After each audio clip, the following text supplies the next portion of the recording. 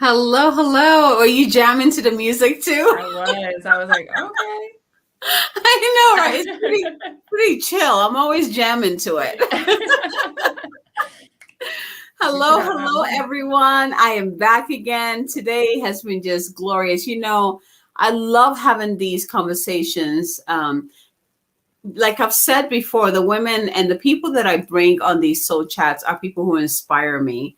And when I get to chat with them and talk about the things that light them up, it lights me up as well. And I hope it does the same for you.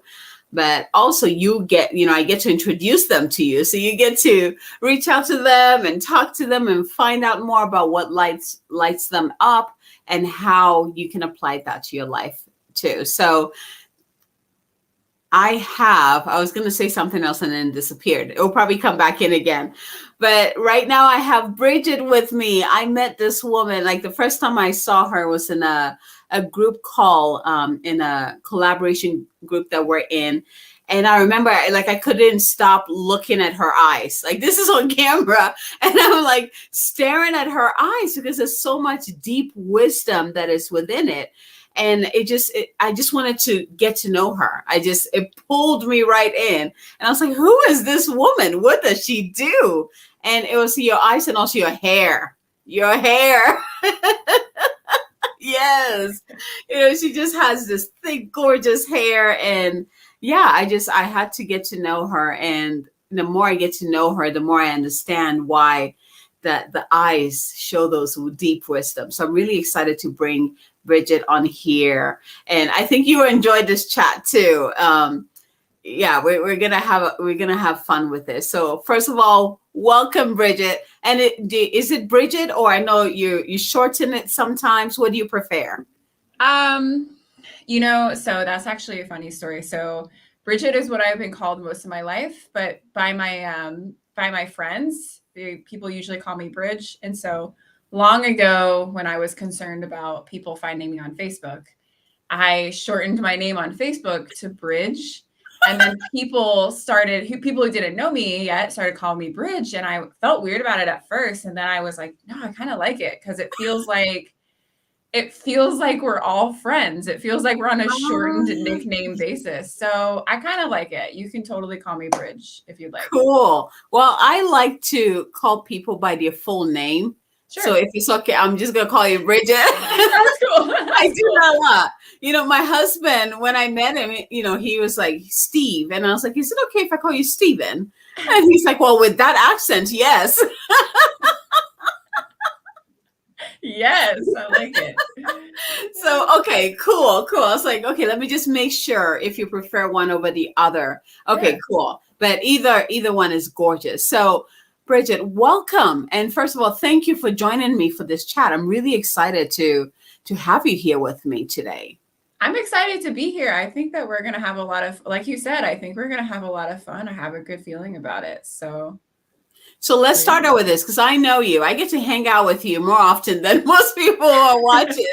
But so for those, for the people who don't know you, tell us a little bit about who you are, what lights you up, and what your work is. Yeah. So, well, there's a lot going on with that. Who I am. Deep questions. Who am I? So right now I live in Los Angeles. I'm originally from the East Coast. I work as an Ayurvedic practitioner. So I've been studying Ayurveda for quite some time, over 3 years now, and started my own business after learning about Ayurveda. I used to be an occupational therapist. So I worked in Western medicine for about 5 years, and I worked at various settings. So I worked in like all the settings that you can really think of, except for pediatrics. I worked in long-term acute care, skilled nursing facility, home health, orthopedics, outpatient stuff, inpatient stuff, a lot of different settings. While I was working in those settings as an OT, I really enjoyed like my coursework as an OT when I was learning in school. And maybe I'm just a natural nerd. I'm not sure, but Then it'll be you and me both. I'm a nerd too. I kind of like school. even though it was hell, it was pure Yeah. hell going to get your master's. But then I got out in the work world, and it was different than what I expected. It was a lot of our healthcare industry is mandated by insurance reimbursement. And what you do as a practitioner, what you do as a provider, is limited because of because of money, because of insurance reimbursement. And there's a whole lot of a lack of patient education. A lot of things are based off of productivity versus patient care, and the betterment of the company versus patient care. And there's some hospitals and there's some systems that are much better at that. But overall, I was just really disheartened by the entire system. And I became kind of like bitter and jaded. And you know what I mean? Like, ugh. Yeah. And so I was like, something needs to change. So I went on a little backpacking journey and solo traveled around the world and kind of found myself and got deeper into my spirituality and just got deeper into what I want to do. And I worked at different retreat centers, and I worked as a chef at one retreat center, which was random and with no training. It was very random, but it was fun and I really liked it. And I was just sort of hitting these little points to find out what light me up inside, like what gave me that passion and that sort of feeling of really being myself and really being like that little fairy that just sort of plucks things out that people need to have removed. And so and then I started formally studying Ayurveda after I got back into the States. And then that's where I am now. I have my own company. I see one-on-one clients. I've done retreats. I've have my own courses that I run and stuff. So I am our paths, like the part going from the Western medicine world and moving into a more natural, more wholesome, field. Like my undergrad was psychology and pre-med, and I was on the track to go to medical school. And, I was lucky. My mentors, the doctors that I was shadow, really helped me realize that what I wanted to do, there was no space for it in the medical field. Like they were like, no, you can't tell your patients they can heal themselves. You cannot tell them to go, to connect more with themselves or meditate. I was like, what do you mean by that? It crushed me. It totally crushed me. But it led me on a path that led me here. And I loved my work. And again, it was hell. Just like you said, like you could tell the pre-med students from anyone on campus because we were stressed out, So much stress. Oh my God. But the course, I would not trade that for anything, because the way I understand the human body now, no one, and most people who do what I do don't have that background. So it sets me apart. And I am a nerd when it comes to the human body and learning. I still have all my books and I still look at it and I still nerd on surgeries. And I just love the human body, it just is so magical. But I couldn't do that in that field. And that led me to where I am. So I want to hear your transition, like how anything that you could have done. How the heck did you land in the Ayurvedic field? Yeah, so kind of a serendipitous moment. I was feeling so burnt out and just not really like myself. And I went to go get my tarot cards read. Didn't know where else to go. And in the place where I had my tarot cards read was a little bookshop. It was like a bookshop, spiritual, metaphysical store. So I was waiting for my appointment and I was just sitting on the ground reading a book from one of the bookshelves. And this book on Ayurveda literally fell into my lap. Of course. They do that. Oh my God. And I started thumbing through it, and me loving the human body and I love medicine. I love that kind of stuff, but I'm also very spiritual, and I have a connection. I've been clairaudient since I was 19 years old, and I've had a near-death experience and all of this stuff. And so to read a little bit about Ayurveda and how it incorporated the clinical side of medicine, because it is so in-depth and very clinical, And also spirituality and how energy affects the body and the mind and how it's all related, and looking at the body as a garden rather than a machine just really like brought everything together for me in a way where I couldn't verbalize really what I was looking for. And that's really what I was looking for. So just from reading just a little bit there, and then I went off on my journey and went around the world and backpacked and stuff. And just Ayurveda was always on the back of my mind. And then I ended up having a near-death experience. And then after I had that experience, I was like, you know what? I'm not playing around in my life anymore. I'm not, if I want to do something, I'm going to do it. And even though Ayurveda is so vast and so clinical and was a little intimidating, even with my medical background, it was a little intimidating because it was just like so much. I wasn't intimidated anymore. I was like, that's what I want to do. This is what I want to go into. And I'm not playing around. I'm not scared of going back to school, because you have to go back to school. I'm not scared of that. I'm going to do what I have to do and make this my life, because I just know that following in the way that I was going before, with going to the hospital that I was working at, and I don't know, just looking around at those people with their little lunch boxes and this little like I Heart OT badge on them, and like bows, and I don't know, it just wasn't me. It just wasn't me at all. And I just looked around, and I looked around at the patients, and I felt bad for them, because if only Ayurveda was accepted in that hospital, if only they didn't give post-stroke patients for breakfast pancakes, eggs, and bacon.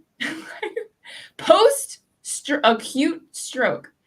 If only Ayurveda was there, how complimentary to their healing that would be, just by feeding them the right food. And that's a lot what Ayurveda is diet. It's the food and the eating for your dosha, eating for your mind and body type, and using different herbs as well. Oh my gosh, if we just like accepted plant medicine. But I think there's so much more behind that. I think there's like a lot of money incentives and stuff. Yes. But you know, if the people only knew what they were capable of, and what plants were capable of, and that they didn't have to take all of these medications with all of these side effects, and then more medications for those side effects. It's insane. So yeah, that's kind of how I got ingrained in it, and everything was just pushing in that direction. Wow. There's so much I want to say on that, but I wanted to share my journey. So it's like after I graduated, it's like, oh, great. Like what now? So I ended up working in the medical field for like 2.5 years. And in those time, I was working with my first spiritual teacher, who was a shaman, and we would do these soul journeys. And one of the things that came up was past lives, where many past lives that I was a medicine woman who worked with the herbs, the plant, the earth, like all of that. And I was like, I don't know what to do. It's always been, like my plan to go into medical school and become a doctor. Like that has been my plan. I don't know what else. And I don't even know what it means to be a medicine woman, like in this day and age. Like I'm not back there anymore, where the community would take care of you. Like I'm not there anymore. And she's like, why don't you look into like herbs? Just go on Google and type in herbs. And I was like, okay. So I did that. I just went on Google and I typed in herb programs, and one school popped up. I mean, out of the list of things that could have come up, and it was the traditional Chinese medicine school that is downtown. It was like not that far from where I live. And I was like, that's interesting. So I started looking at it, and it pulled me. It pulled me in. That same week, I applied. I got called in for an interview. I got admitted on the spot, and I was starting school in a week. Wow. It was insane. And so now I'm like, it's like it's like when you get that course correction. I mean, yes, it took me 2.5 years because I had to heal. That was a huge, like, like this was my dream. It's like things shattered when I couldn't go that route anymore. And I thought that was my dream. And I had to heal. I had to figure myself up. It takes you on this soul journey. And then all of a sudden things start to shift, and even that, I ended up not becoming a licensed acupuncturist. It still led me somewhere else. So that's a whole different story there. But it's the journey. Like I still got to learn. It's like, okay, it's almost like my soul was like, well, you've learned about the physical human body and what it does. Let's go energetically and let's bridge those two together. And that's what I learned in traditional Chinese medicine school. And again, something that I get to use and help my clients out, even though my work is very spiritual, when I'm bringing through those healings and those activations, I know exactly what organ is going to. I can, when I'm scanning the human body to see any imbalances or illnesses, I understand what the heck is happening there. And I can bring in the right frequency and codes to really support the body. So I am so grateful for the journey. But yeah, your journey, like the soul search, and then all of a sudden it's like, okay, I'm doing this. It just, when it's time, Exactly. And yeah, life is an adventure, and who knows, like, I have my own company now, and I see one-on-one people and do retreats and stuff like that. And who knows where this is even going to go, in the same way of, you don't even do acupuncture. It's such a beautiful path. And as a business owner, spiritual business owner, it's nice to be able to like carve your own path and be in charge of how you want to serve and what you want to do, which is huge. It is. It really is. I was going to say, more and more hospitals are starting to bring like the acupuncture into so I think Ayurvedic medicine is next. It has to be. It's going to be a fight, though, because I know it's behind a lot of that. Man, you should see the back end of the cafeteria food that they're giving to patients. Just things in cans and frozen, like just dead and not good quality things in general. Processed foods. Like I said, pancakes, eggs, and bacon for somebody who, and what's crazy is that they have dietitians on staff. Yes. I don't know. And as an OT, you can't really cross the lines and the boundaries there. And I completely respect that. But there's just no way you can tell me that that's appropriate for somebody who's post-stroke. Yeah. And it's just cheaper to make it that way. It's cheaper to have processed foods and canned food and stuff like that and give that out to a mass quantity of people, instead of, and then giving them little supplements, giving them Ensure supplements in order to get their protein in and their, all the nutrients that they need in. And then that's a whole other story, because those are some synthetic mucus forming. Oh, truth. Yeah. Yeah.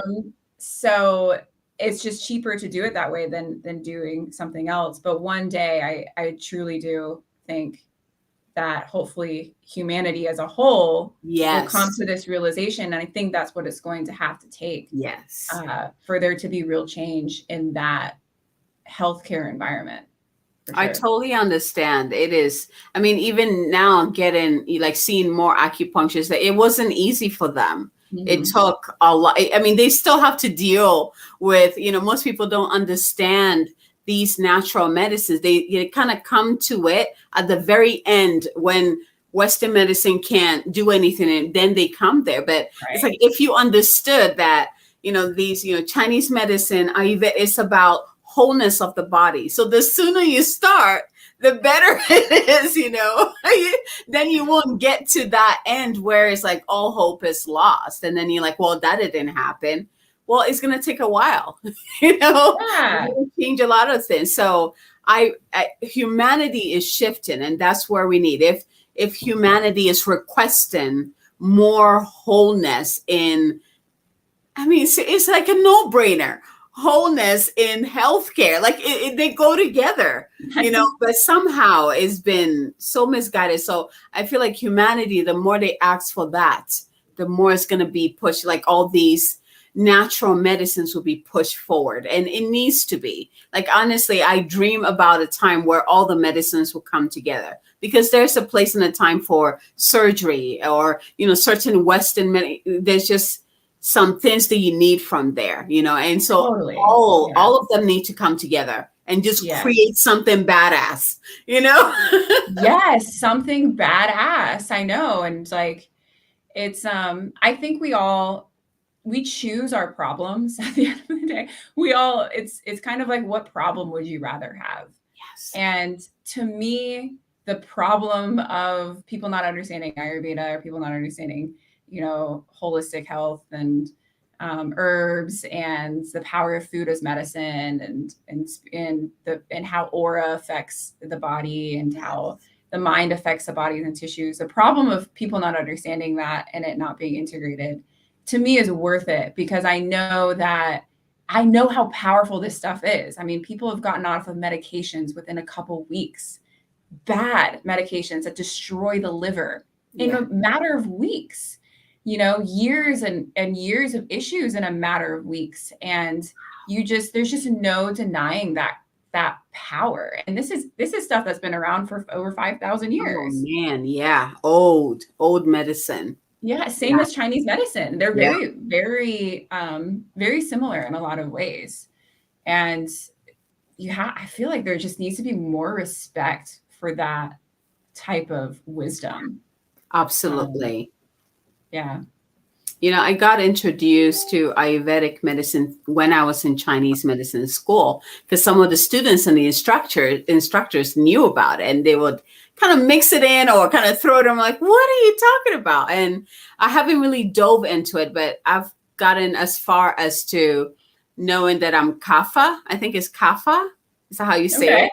Yeah. And then kind of researching the types of foods, and what is good for my body type and what is not. And that's as far as I've went with that. And I know there's so much more than that, so much more.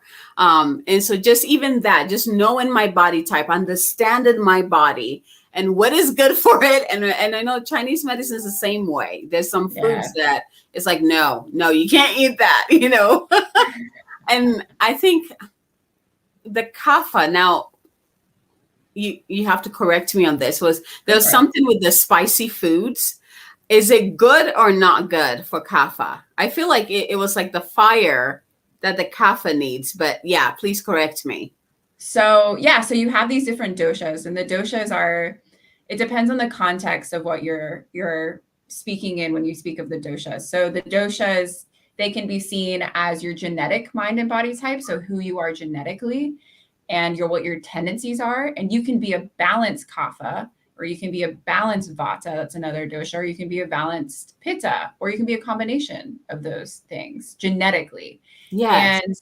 And then there's also your imbalance. So that is whatever dosha is currently out of balance in this moment, because our genes express themselves in a certain way depending on what we eat, what we think, and what we bring in through our environment. And that's just basic epigenetics, but it's also been in Ayurveda for thousands of years. Yes. And so that way that your genes are currently expressing themselves is your imbalance, whatever dosha is currently out of balance. So like, So like, let's say somebody has diabetes, which in Ayurveda language is a kapha borne disease. And kapha would be their imbalance. So Western medicine would say like, okay, diabetes is the reason why you have, high blood sugar and you have all of these issues. It's diabetes. Here's your diagnosis. Here's the medication that you take. Ayurveda says, okay, you have a kapha imbalance, which caused the diabetes, which caused all of the other things to happen. Neither one is I'm not saying the other one is bad. Yes. They're both very relevant. In fact, like having those labs and scans done is really important. Nice. Yeah. And it's really nice to have, especially on my end. I encourage people to get that stuff done. So So basically with kapha, since kapha has a predominance of water and earth in the Yes. body, when that goes out of balance, you're going to feel like slow and sluggish and like heavy, like you're trudging through mud and lethargic. And they tend to put on a lot of weight and have difficulty getting it off. And they'll have issues like diabetes, or they'll have issues like high blood pressure and high cholesterol and high triglycerides, and they might have depression as well, because their mind is more Yeah. on the lower end of the spectrum where things aren't moving the way that they should. Yes. So if you think about like a swamp is just still water with a bunch of mud and a bunch of earth. Yes.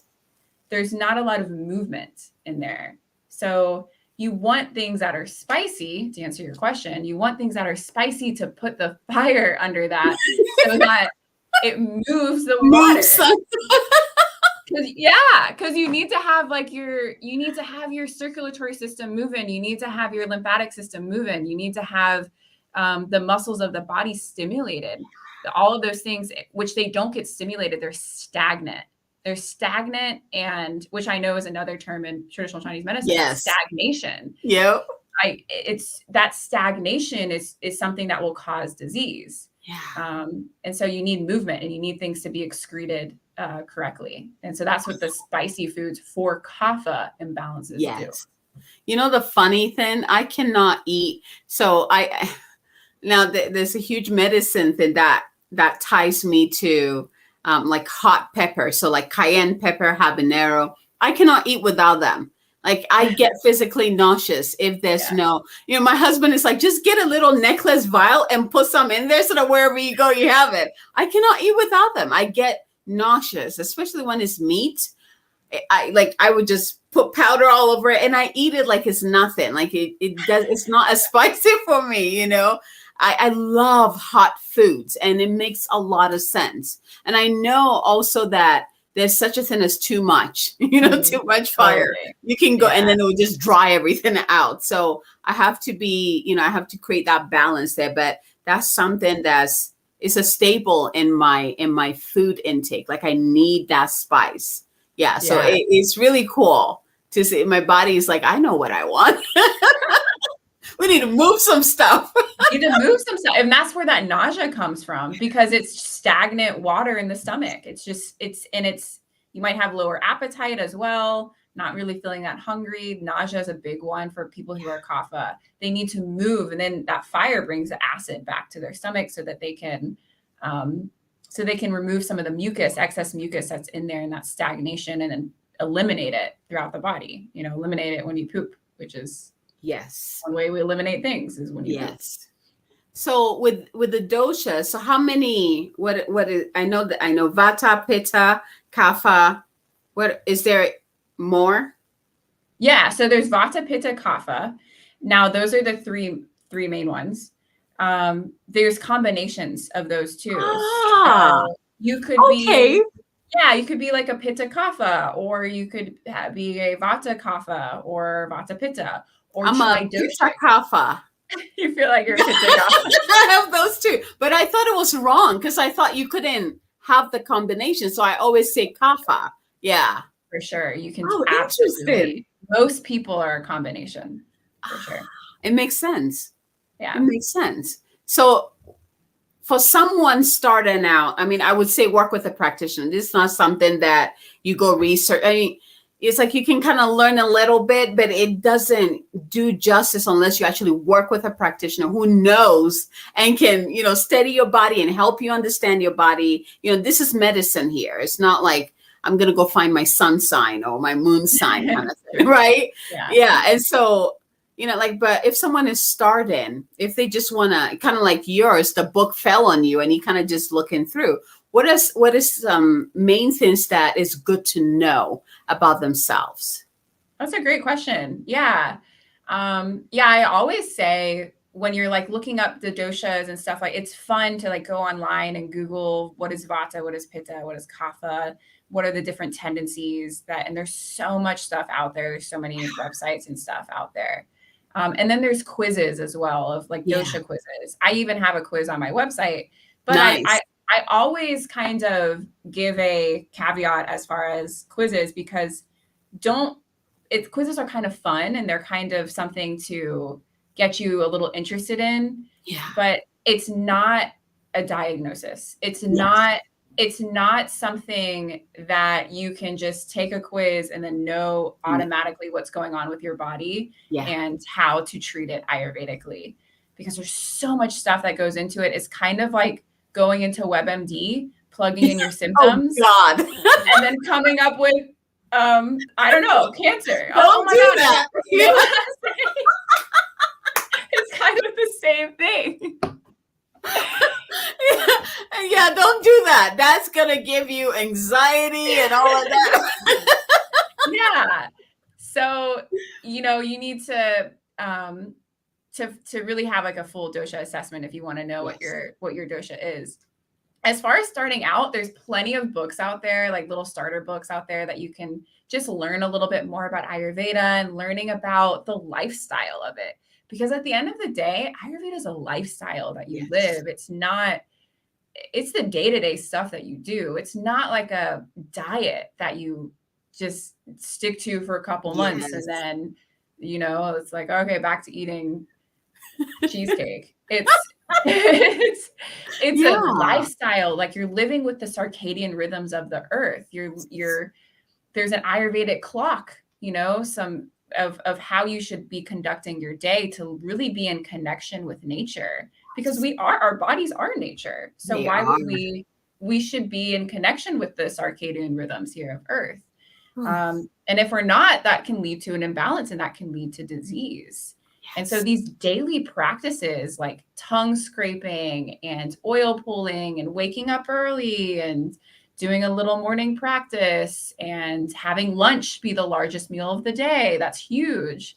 And dinner to be something small, eating at consistent meal times. These are all really small Ayurvedic practices that go a really, really long way. Yeah. And so getting, there's plenty of Ayurvedic books out there, but just learning about the lifestyle of it and embodying it is foundational and can do a whole lot of good without even having a full assessment, without even knowing what your dosha is. Just having meals at a consistent mealtime and living your life according to the Ayurvedic clock and having lunch be the largest meal of the day. Just that alone will cause you got me excited about it again.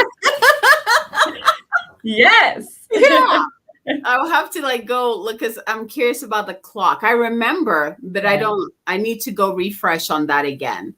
It just, it blows my mind. It's, again, another ancient medicine that more people, it's the lack of education that keeps people blinded from these powerful medicines that are here to support our bodies, our minds, our hearts, like the entire human being, Yes. And I feel like the more people learn about it, they can begin to open up and not be so afraid of it, Yes. But, oh my gosh, I need to bring you back on so that we can focus on certain, because we can't so dive. Much. Yeah, I know so much. If you want us to talk about the doshas, maybe we'll do another chat where we just, talk about the doshas. I think that would be a good one. And then, we can just dissect it, get people, learning more about it. And of course, I have her link on I think it's above. So make sure you can send her a message if you have any questions about this, or if you would like an assessment, please go schedule an appointment with her and get to know your body. That is so important, that we understand our bodies. When, one of the things that I told the doctors that I was shadowing when they asked me, why do you want to become a doctor? Is that I was like, because I want to teach people that their bodies can heal themselves. And I remember, they loved me. So we were like, they would quiz me all the time. They're my mentors, but very friendly, about that. And, he just laughed. And I was like, why are you laughing? And he's like, that's not going to happen. He's like, you have great vision and it would be amazing for your patients, but no, there's no room for that in the medical field. And that made me very sad. Yeah. Because I understand that like me growing up and listening to my body, I recognize, I know how fast it can heal. And I know how I can even prevent something from happening. Like I can feel in my body when I'm about to get sick, and I'll start craving certain things like oranges and spinach, like green juice. Sometimes my husband's like, what's wrong with you? Where did this come from? But it's like, that's what my body needs so that it doesn't get sick, or, it can fight off whatever is trying to do that. I can sense that, and I can give my body that. That wisdom is not because I'm special. We all have that. And if we can awaken more people to this wisdom, oh my gosh. I know. What would happen? Imagine if the whole world knew their dosha. Just that. I mean, because it allows you to take responsibility for your health. Exactly. And to take ownership of your health. You're no longer the victim of a disease. You have ownership over it, and you can turn it around or you cannot. Life is about choice. Choices. Yep. Yeah. Oh my gosh. Whew. We'll have to do another one, okay? I'm excited. Yes, I'm so do another one where we dive into the doshas alone so that people can learn about that. Because yes. Coming up next. Oh my God. Thank you so much. Like I said, your eyes showed so much wisdom. And the more I talk to you, the more I realize like how much. I mean, I don't think we've even tapped even a little bit of the type of wisdom that lives in you. And I am like so excited to just like dive in with you and just get it, like just feel it and experience it. Like, oh, it's so yummy. So thank you for spending this time with me and sharing your wisdom with all of us and inspiring others to really take responsibility for their body. Your body is your temple, is you, is what allows you to experience this life. You have the power over your body. Nobody else does. And the sooner you can invest time and energy to getting to know you on the inner level, we're talking about physical body too, life will shift in a way that you never thought was possible. I feel like this has been a theme throughout today. That's been coming up, but it's the truth. So, it began by contacting Bridgette and asking her questions about Ayurvedic medicine, set up an appointment to identify your dosha, to figure out more about your body and how you can live. You can support your body to feel the best way it can so you can have more amazing experiences, right? Just connect with Bridgette. Like, don't be shy, okay? This woman is amazing. So go talk to her, go ask the questions. I bring these amazing people on here to introduce to you so that you realize that there's so many opportunities for you to get to know you and fully embody all of you, physically, mentally, emotionally, spiritually, all of it. We're not just one, we're all of it. So before we go, how do people I know I have it above, but how do people get hold of you? So you can get hold of me in a number of ways. You can email me. You probably have my email above, website, and then also Facebook as well. If you have a Facebook, Bridgette Ochoa, Ochoa, is my name on Facebook, social media, Instagram, Bridge Ayurveda, at Bridge Ayurveda, on Instagram. So yeah, a number of different ways for sure, that you can contact me and set up an appointment. Beautiful. Beautiful. Again, thank you so much for joining, my dear. We'll have you back again, okay? I'm so excited. This has been so much fun. I knew you had fun. I knew that we were just gonna have a blast here. So yeah, I'm excited for the next round 2. Yes, round 2, doshas. Round 2 doshas. All right, my loves. Thank you so much for joining me again in another powerful chat. I hope you have an amazing weekend. And until next time, from our hearts to yours. Bye, everyone.